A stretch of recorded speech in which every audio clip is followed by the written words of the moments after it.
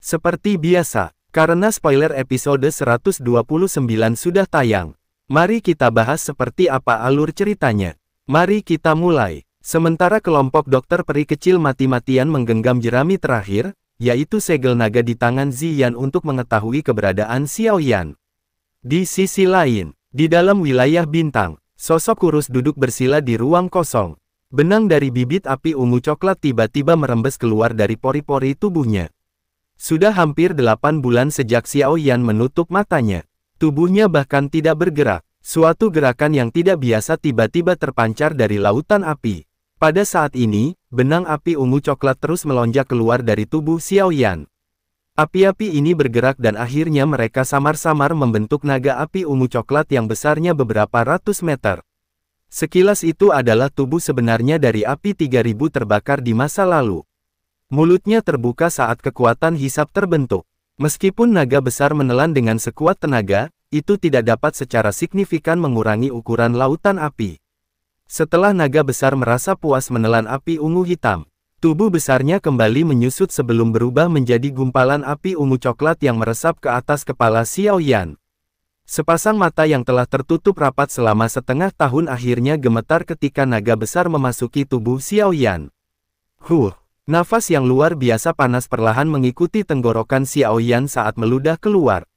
Setelah menghembuskan nafas ini, warna perunggu kuno di tubuh Xiaoyan perlahan ditarik.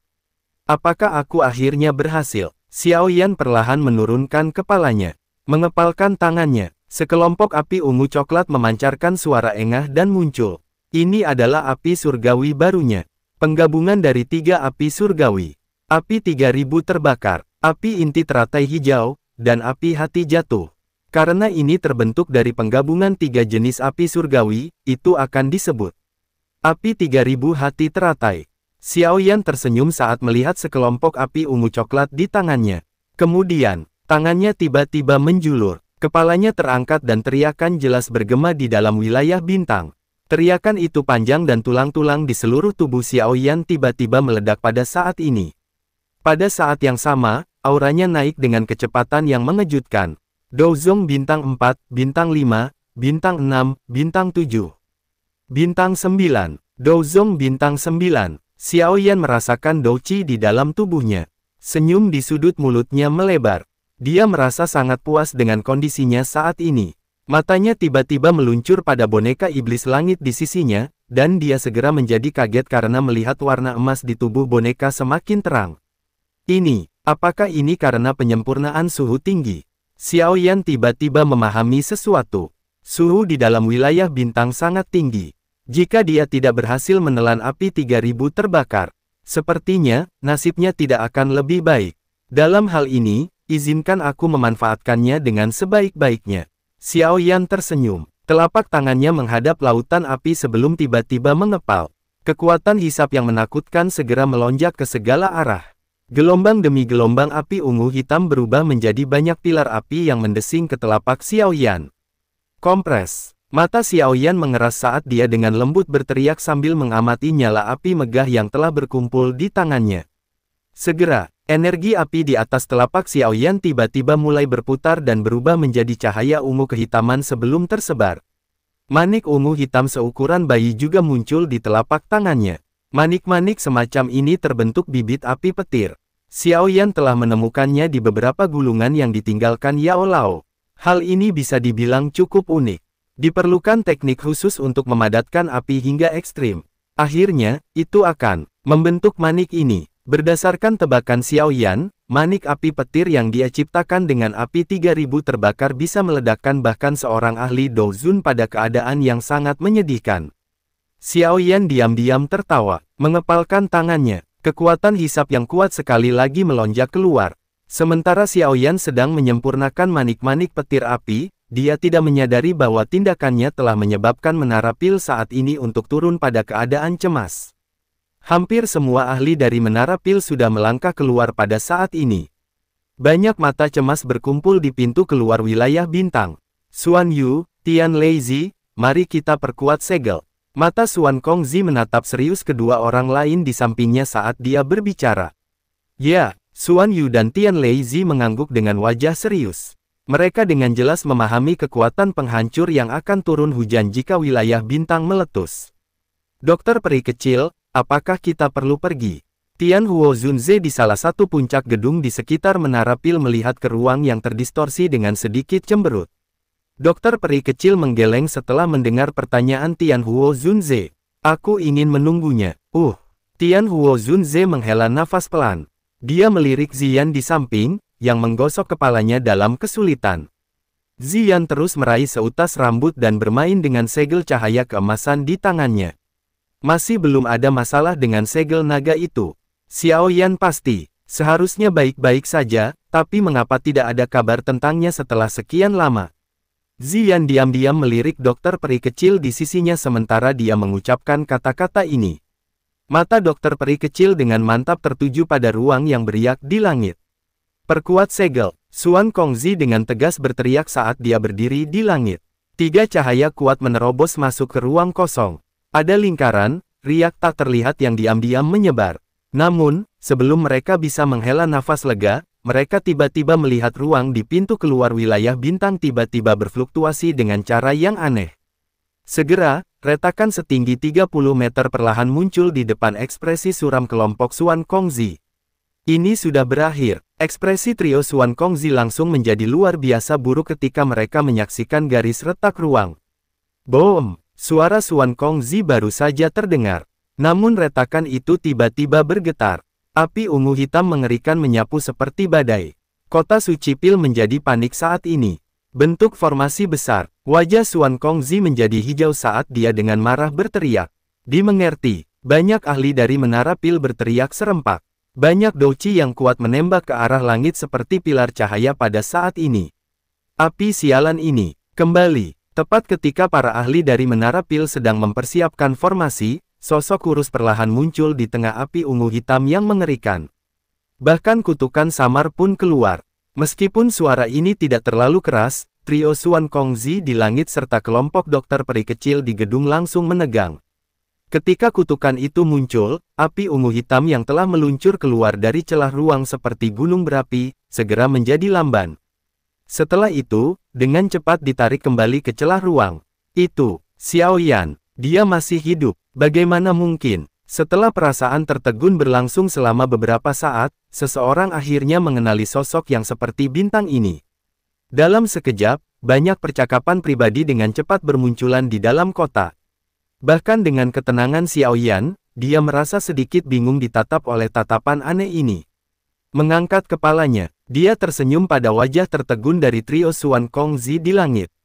3 kepala asosiasi, apa kabar? Xiao Yan, kamu benar-benar masih hidup. Wajah trio Xuan Kongzi dipenuhi dengan kejutan. Xiao Yan hanya bisa mengangkat bahunya, tangannya menggosok pintu ruang dan perlahan menghilang. Suhu tinggi yang telah menyebar ke kota suci pil juga tiba-tiba menghilang. Detik berikutnya, mata Xiao Yan sejenak menyapu. Ketika dia melihat barisan besar menara pil di sekelilingnya, dia tanpa sadar tertawa. Kemudian menangkupkan kedua tangannya pada trio Xuan Kongzi. Maaf, aku telah menyebabkan masalah pada menara pil. Tidak apa-apa asalkan kamu baik-baik saja. Aku telah menderita banyak gangguan dari Xuan Yi selama periode waktu ini.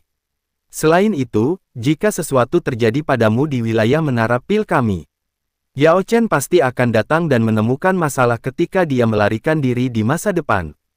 Xuan Kongzi melambaikan tangannya dan tertawa. Guru, sudut mulut Xiao Yan meringkuk ketika mendengar nama ini. Ekspresi dingin dan tegas melintas di matanya. Dia telah berhasil memperoleh api 3000 terbakar. Sudah waktunya untuk menyelamatkan guru dari tangan Hall of Soul. Melihat wajah Xiao Yan yang agak dingin dan keras, Xuan Yi tampaknya telah memikirkan sesuatu. Dia dengan lembut berkata, ini bukan tempat untuk berbicara. Ayo masuk ke menara pil. Kami juga mendapatkan beberapa informasi tentang di mana Yao Chen dipenjara saat kamu berada di wilayah bintang. Jantung Xiao Yan tiba-tiba melompat ketika dia mendengar ini. Dia dengan cepat menekan kecemasan di hatinya dan mengangguk. Di sebuah aula menara pil, berdasarkan informasi yang kami peroleh, Hall of Soul berpikir untuk memindahkan Yao Chen ketika mereka mengirim orang untuk mengejarmu saat itu. Namun, karena masalah pertemuan pil, pemindahan itu akhirnya tertunda. Selama setengah tahun kamu menghilang, mereka memiliki cukup waktu untuk memindahkan Yao Chen dari kota Ming di wilayah barat. Xuan Kongzi berbicara dengan ekspresi serius di ruang pertemuan di dalam menara pil. Guru memang telah dipindahkan ya. Ekspresi Xiaoyan merosot, dan tinjunya sedikit terkepal. Kalau begitu, bolehkah aku tahu di mana Hall of Soul memenjarakan guru? Ada beberapa petunjuk, tetapi belum diverifikasi. Kami masih butuh waktu untuk mendapatkan informasi yang tepat. Xuan Yi berkata perlahan. Namun, kamu tidak perlu cemas. Dengan informasi yang kita miliki saat ini, seharusnya tidak lama lagi kita bisa menyelidiki semuanya dengan benar. Xiaoyan mengangguk pelan. Dia hanya bisa mengandalkan informasi yang diterimanya dari menara pil saat ini. Kamu tidak perlu terlalu khawatir. Hall of Soul sangat membutuhkan Yao Chen. Kecuali mereka tidak punya pilihan lain, mereka tidak akan mengambil nyawanya. Xuan Kongzi menghibur. Kelihatannya dia tidak ingin membiarkan Xiaoyan terlalu khawatir. Ya, terima kasih kepala asosiasi. Xiaoyan tersenyum dan mengangguk. Kamu harus istirahat di menara pil selama periode waktu ini. Kamu dapat segera bertindak setelah kami memperoleh informasi. Xiaoyan sekali lagi tersenyum dan mengangguk. Dia mengepalkan tangannya dan sepotong batu giok yang telah diberikan Feng Zunze saat itu muncul. Sekarang, saatnya untuk memanggilnya. Setelah dia mengumpulkan semua orang dan memperoleh informasi yang dia butuhkan, dia akan menyerbu ke tempat Yao Lao di penjara dan menyelamatkannya. Guru, tenanglah. Sebentar lagi, murid ini akan bisa menyelamatkanmu. Boom! Batu giok perlahan hancur. Niat membunuh melonjak di dalam hati Xiaoyan saat potongan giok hancur. Setelah mengobrol dengan 3 kepala besar sedikit lebih lama, kelompok Xiaoyan akhirnya mengucapkan selamat tinggal dan kembali ke kamar mereka. Apakah ada yang terjadi selama periode waktu ini? Xiaoyan bertanya secara acak setelah memasuki ruangan. Karena klan Ye memiliki banyak masalah untuk ditangani, Ye Chong dan Xin Lan hanya bisa kembali ke kota Ye dengan kecewa setelah menunggu lama tanpa harapan. Dokter peri kecil dengan sopan memberitahu. Selain itu, orang-orang dari Sekte Xuan mendalam datang untuk mencari masalah sekali. Mereka berpikir bahwa kamu adalah orang yang bertanggung jawab atas hilangnya pemimpin Sekte Junior serta 2 tetua di alam pil. Dasar orang-orang yang keras kepala. Xiaoyan mengernyitkan alisnya dan segera melambaikan tangannya. Jika mereka benar-benar datang mencari masalah, kita tidak perlu bersikap sopan. Orang-orang ini juga bukan orang baik. Kemudian mata Xiaoyan sejenak menyapu tubuh dokter peri kecil. Auramu sepertinya menjadi lebih kuat.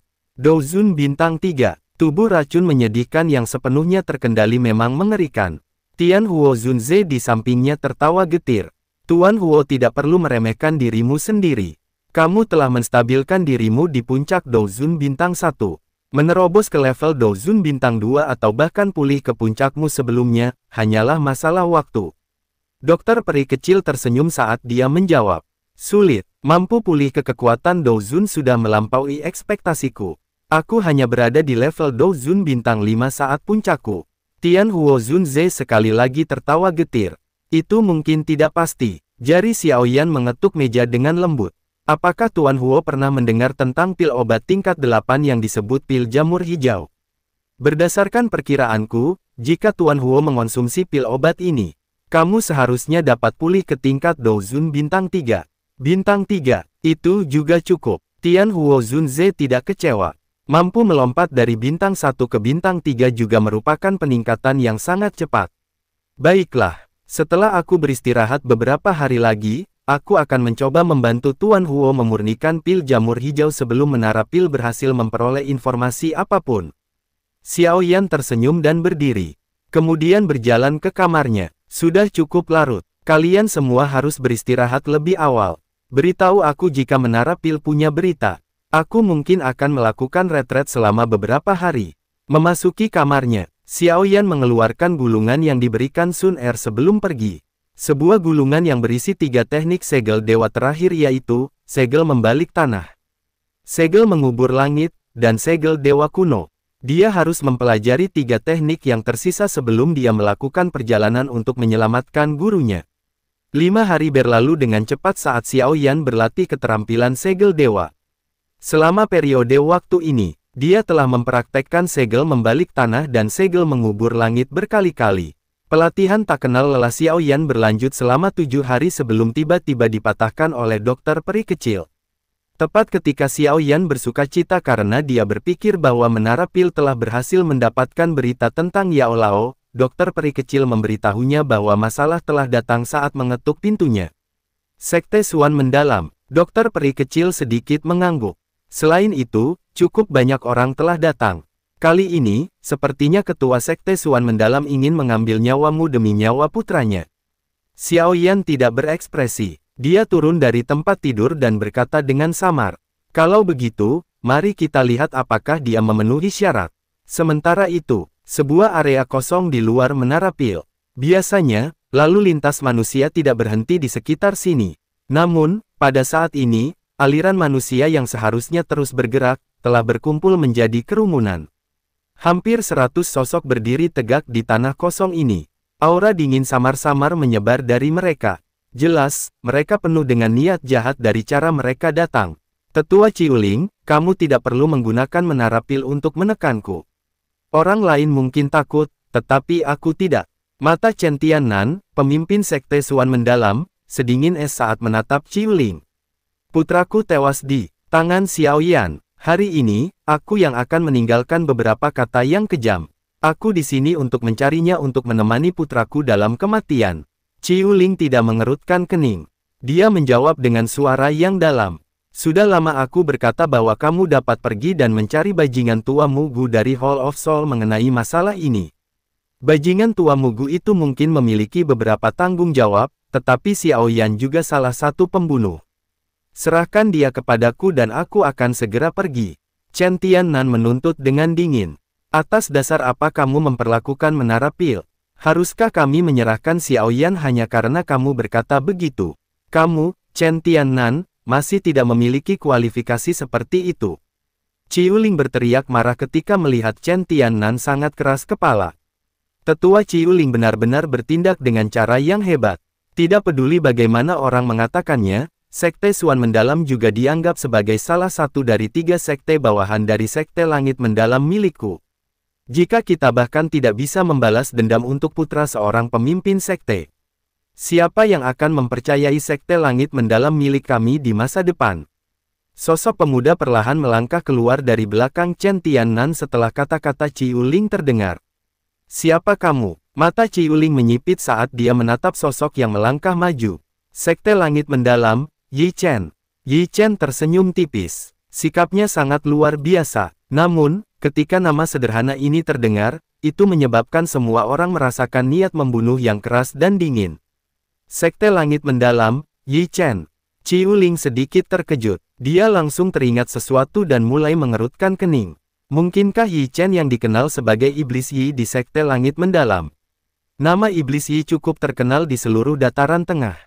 Dibandingkan dengan Xiao Yan, reputasi Xiao Yan jauh lebih rendah daripada orang ini. Pada saat ini, Yi Chen telah menjadi salah satu dari sedikit orang dalam sejarah Sekte Langit Mendalam yang telah mencapai puncak level Dozong pada usia 30.